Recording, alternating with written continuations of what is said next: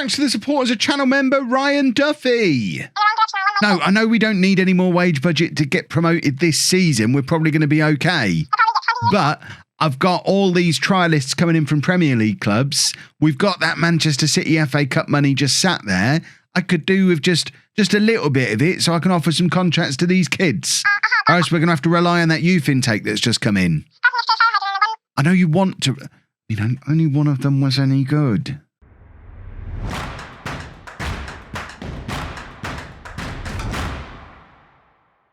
Hello and welcome to part 21 of Homegrown. I'm Kevin. Coming up on today's episode, we have two games for you, including our derby game, our rivals game. I guess it's not a derby, because we're miles away from them, but away against Chester. And then we're also at home against Altrincham in the league. Since you were last with me, and we've done all right. We've drawn more games than we've won, but we are still top of the league, which is important. 31 games played. We're 5 points clear of Hereford. This Chester game, a very important match as we look to push towards another promotion. And we do have some sad transfer news. Slam Dunk is now officially leaving. He's joining Kilmarnock on a free transfer in the summer. We weren't able to stop it from happening. You can see we have hit the time of the year where all the Premier League trialists are ready to come in. The only problem is we've renewed a lot of contracts for next season already to try and stop the Slam Dunk thing happening again.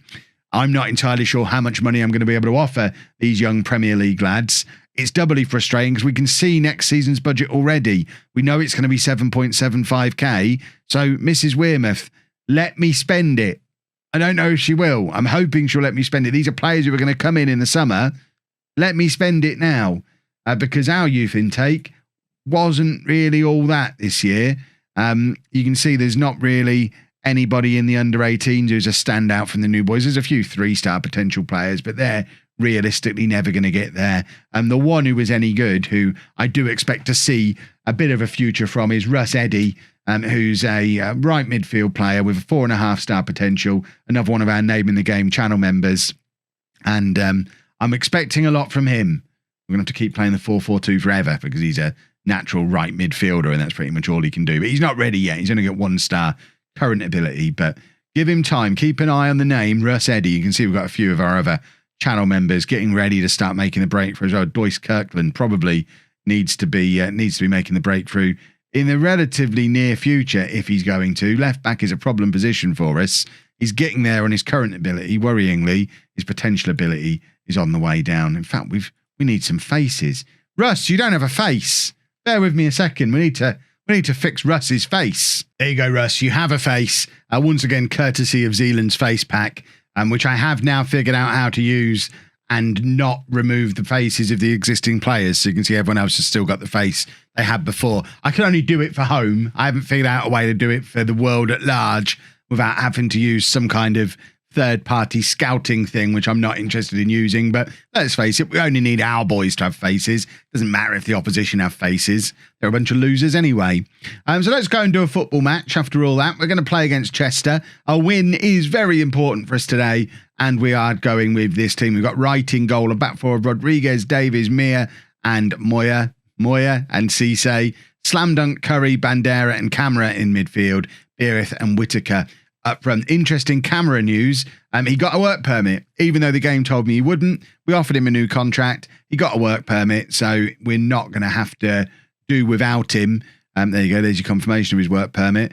After the 1st of the 1st, 2024, he was still considered to be foreign. He'll require a work permit, but he has a work permit. It should say that on here somewhere. I mean, it says settled status. I want confirmation. He definitely got a work permit. It does worry me that I don't see it on here anywhere. We'll see how that pans out. Let's play the football match. He definitely got a work permit, or I wouldn't have given him the new contract. I'm not a crazy person, but I don't know. Maybe it doesn't show on there until after his settled status has expired. Maybe it can only show one thing at a time. Right, we want to pick up where we left off last time out. We are in... I mean, I want to say reasonable form. We're not winning loads of games, but we're also not losing games either. And we are clinging on to our top spot at the moment. Although we're not exactly running away with the league the way we have done in some of the previous seasons. I think we're finally reaching a level now where it's going to start getting harder and harder from here on in, because obviously we can't bring in first team ready players. You'll see from the Premier League youngsters that we're going to be bringing in on trial in the second half of the episode, there's probably going to be minimal, if any of them, ready to come straight into the first team. It'll be more a case of filling up the under-18s with them and hoping they come off the conveyor belt before they get fed up and decide to leave. And because obviously they're going to come into a non-league team and think, oh yeah, I want to play straight away. They might not. They might leave. We've seen it this year. We've had some players who had a lot of potential. Reece Bennett is one I'm always going to remember because people go on about him in the comments all the time. But he never really got into our team. He left before he got there. And I think we're going to get more and more like that happening, which is another thing for me to worry about as we get further into this save. I'm also a little bit worried that we're losing 1-0 down against our big rivals. That will never do. And they've got the ball again and they are coming at us a little bit here. And this is what I'm saying about it's starting to get a little bit harder. We're away from home against again in an important match against a rival team that is very significant when it comes to the promotion push. And we have not started very well here at all. And it's pretty much our full strength team that's out there too. It's not like we're playing a bunch of rotated players and we're getting a battering. We've come here to play, and unfortunately, so have Chester. And they're coming at us again here. Slam Dunk finally wins the ball back and Davies plays it forward. I'm looking for Whittaker, but it doesn't get anywhere near him. And it's ended up back with Chester again, who are looking for their third goal. And a third goal here would prove to be very troublesome. Cisse plays it forward to Whittaker, though, who is away. Whittaker, if he can get past one more man, he's got a shot on here. He didn't manage to get past his man, took the shot anyway, and it was a bit of a waste. And it's back with Nathan Curry, who plays it out to Camera. Camera back to Banderas. Beautiful pass through to Whittaker, who I think is onside. Beerif's lurking in the middle if he can find him. He plays it back to Camera. Slam Dunk's there, and we've got a goal back, and it's a 10th goal of the season for Slam Dunk. And my word, are we going to miss that boy next season? He's been such an important part of our rise up the leagues. I'm gutted that he's leaving. He is 29, so he wouldn't have been sticking around forever anyway, but we could have given you the money Kilmarnock had given you, Slam Dunk. You didn't have to leave, but He wants to have his crack at the big time, or Scotland, which is where he's going. Comments, leave me alone. Oh dear, I'm only playing. We have been unlucky so far. We've been hit by 2 against the run of play goals. It's not true. Chester have been the better side, but you got to try and motivate the boys, haven't you? Right, Davies looking for options. Slam Dunk is always the right one. He plays it across to Bandera, and now Curry forward to Beerif, who's come very, very deep there and played a bit of a hospital pass towards Camera, who does manage to make something of it, and we've kept the move going. And Camera has got the ball on the right hand side again, crosses over. I'd describe that as a delicious cross. It was there, ready for the taking, but neither of the players who were in there were able to get onto it before the defender. And now Curry plays it back to Moya, who, a bit fortuitously, it bounces through to Beerif, who I don't think he was expecting it either. And the effort ends up being saved by their goalkeeper. I think he's been given as offside because we didn't get a corner off the back of it. So I don't know that he was offside. Maybe Whittaker was. Either way, the move ended, and it's Chester attacking again, and Harrison Davies with a dominant header forward. And now we've got 2-on-2. Beerif finds Whittaker, who's 1-on-1 with the goalkeeper now. Surely scores, and does. It's a 10th goal of the season for Terrell Whittaker. It's beautiful counter-attacking football from home, and we've gone from 2-0 down to bring it back to 2-2 just before the hour mark with some, just clinical counter-attacking play. This is excellent work from all involved, and now the momentum is with us, and we're going to look to go and win this game against our big rivals as this second half goes on. We do need to keep an eye on fitness levels because it is something we've been struggling with all season long. And you can see Harrison Davies is tiring already.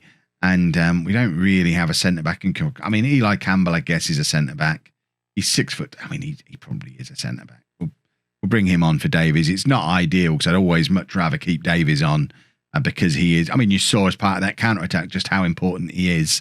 But we are going to bring on Micah Hamilton to play in midfield and swap those two over. We're going to leave the 2 strikers as they are for now, but maybe we'll make a change there with 15 minutes or so to go. We've got both Pritchard and Roberts on the bench, so there's goals sat there on the bench. We're going to take off Beerif and bring on Pritchard.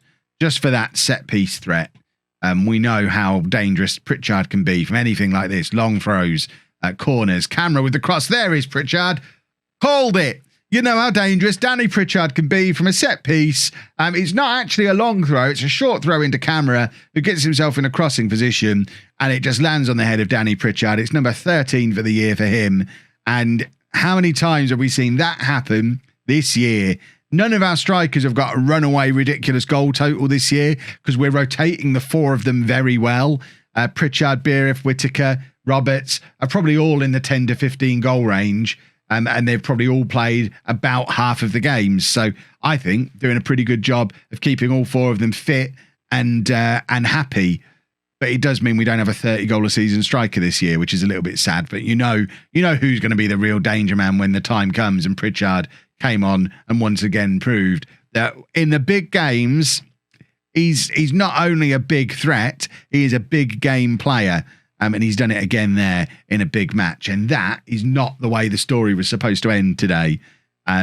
Chester getting back up the other end with their guy who is going to be a 30 goal plus striker with a lovely finish. And I don't know, Wright might want to have a little bit of a watch of the post-match tape off the back of this, because I think Wright probably should be positioned a little bit better for that. He's not really ideally positioned to be able to get to that. And it's cost us 2 points. A draw's probably okay, especially when you consider we were 2-0 down. Does feel like we had the game won when Pritchard scored, though. So I'll be having words with Wright after the game. Right, what we're going to do now is get these young players in. I'll show you any that we decide we're going to try and sign. And if we have problems signing them, Mrs Wearmouth, she's rejected giving me more money. This is going to be a problem. But hopefully we can bring these boys in anyway, because hopefully they're not going to want too much money. So they're all in, and as I suspected, none of them are necessarily first team ready. There's a couple who look like pretty decent prospects, so I'll probably try and bring in anyone who's got 5-star potential. But Richie Cantwell looks like he could be competitive in a number of positions for us. He'd be our 4th best right back. He'd be our 4th best centre back. He'd be our 4th best central midfielder. So he's definitely going to get game time. He's at Bournemouth currently. The question is, can we offer him the money that he'd want to come here? Looks like we can. I don't know how many of these non-contracts I'm going to be able to do when we're over our wage budget, but at the moment, we don't seem to have too much of a problem. Let's try and force him down as low as possible, because, got to pay the bills, but hopefully we managed to get the majority of these boys in.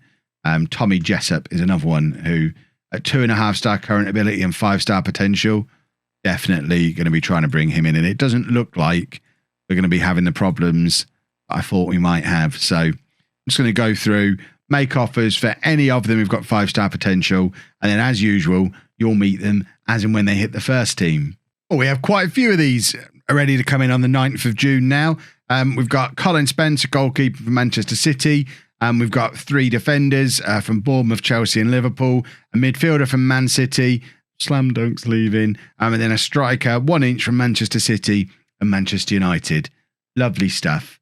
And we'll see how good they are when they arrive. And we made a couple of changes to the team for the Altrincham game as well. Shay Charles coming back into the back 4, and Pritchard after his goal coming in to partner Beerif up front. We just need to tweak the bench a little bit, because we don't need, let's get Eiffel on there. We don't need 2 centre-backs on the bench. That's a madness. Let's submit this team. Altrincham, I'm not sure where they are in the league. We'll have to have a double check in a second. Hopefully not up and around us, because we'd like a comfortable win. We need to get back to winning ways. I'm tempted to point my finger and make sure they know, look, we're supposed to win. I'm not going to try and motivate you today. I'm going to remind you we should. In fact, we really should. Altrincham down in the relegation zone, looking like they're as good as gone already as well, because they're 4 points adrift, and the team above them have a game in hand. And Nathan Curry has not done us any favours when it comes to winning today's football match, because he's only gone and got himself sent off, the silly rascal.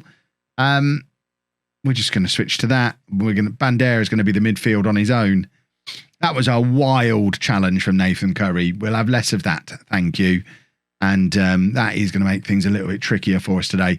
The plan now is to try and score a goal while we've got 2 strikers and then get one of those strikers off and get Hamilton on into the midfield.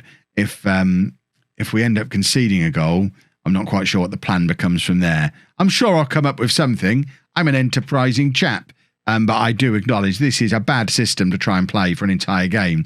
Slam dunk, trying to find Pritchard from the set piece, and Pritchard with the header that I think hit the crossbar. And that would have been a bit of a difference maker if that had gone in, because we could then take Bearif off and bring an extra midfielder on and just... I know it's not like us, but I've tried some exotic ways to deal with going down to 10 men recently, and I think I'm slowly coming around to the idea of probably best just to do a 4-4-1, but we're not going to score if we do that. So let's try and grab the goal first. Bandera, the midfield on his own, spraying it out to Camera, who crosses to Bearif, who, I mean, he had 3 attempts there to get that over the line and wasn't able to do it with any of them. That's a little frustrating. It remains 0-0 as we move towards half-time, and I think I'm probably going to have to make a change at half-time, just otherwise it's madness. We can't carry on playing this system in the second half. I'm actually going to take off Pritchard, who's having a pretty poor game. Hamilton can come on for him, and we'll stick Hamilton in there. Bandera, in fact, they've started into the... They haven't both started into the roles I wanted. Only Bandera did. Bearif's going to have to play up front on his own. Might even push these two forward and do that. Just so Bearif's not completely isolated. That might be a better system to use when we're down to 10 men. We're going to demand more and try and find a winner. Have we done a one striker system with Home yet? I don't know that we have. We've been forced into it by circumstance. This might be the thing we end up doing. It's not, because we've conceded a goal against a rubbish team. Nathan Curry, this is all on you. My goodness.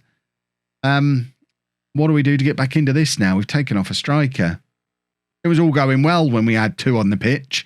Slam dunk with a free kick, and it goes just wide. I was convinced that was going into the top corner, but it was not to be. And it's now Altrincham on the attack again, and Bandera's on a yellow card in there. If he gets sent off as well, I might just have to kick the power cord and, accidentally have to restart the game. Never mind. I don't do that. No, some of you think I do. Slam dunk with the cross to Camera, and that is some terrible goalkeeping. Oh, dear. Oh, dearie me. We'll take it. It's a very strange way to score a goal. Look at the goalkeeper from this one. Slam dunk with the cross. Camera with the softest of headers straight at the keeper, and it's just taken one of those bobbles in front of him that you sometimes see on the telly, and then you just see them replayed forever and ever, where the keeper's actually done everything right, and then it's just bobbled over him, I think. I've never seen it happen in Football Manager before, but glad it happened for the team we were playing, not for us. Right, we're going to take off Bearif. We're going to try something different as our one striker. Terrell Whitaker is going to come on and go up there. And we are then going to... I think we're going to take off Bandera, who's struggling a little bit. Campbell can come on and play in there. And hopefully that will avoid Bandera getting a red card. And hopefully Whitaker can be a little bit more mobile going forward and use his pace as the lone striker to get on the end of a ball over the top. Bandera, probably going to be one of his final touches as he's about to go off. Slam dunk, turns, beats his man, loses the ball because they doubled up on him. That's not sporting. Completely unfair. You can't double up on our best player. Let him do creative things, you bunch of cheats. Oh, and Wright's been caught in no man's land there. I'm not going to blame him for this one because it is a very good cross. But it's perfectly placed between our fullback and our goalkeeper. Neither of them know what to do. Both think the other one's covering it. And meanwhile, the striker who's lurking in there just capitalises on it. It's a very, very good cross. And we're now losing. And we really, really do need to get back into this game now because we can't lose against Altrincham. This takes our lead at the top down to 3 points with Hereford and Chester having a game in hand over us. It's not a foregone conclusion that we're going up as champions this year, boys and girls. It is... I think we've probably won maybe 2 of our last 8 games at this point. We are struggling. This has probably been the toughest spell I've had as home manager so far. And it all coincides with Slam Dunk agreeing to leave. I wonder if we should just stop playing him. Right. Hopefully we do find a way back to winning ways. Oh, Nathan. Nathan, get your fine. Yeah, with what's half a week's wages. Nathan Curry's just had a £65 fine. Hit him where it hurts, in the pocket. Right.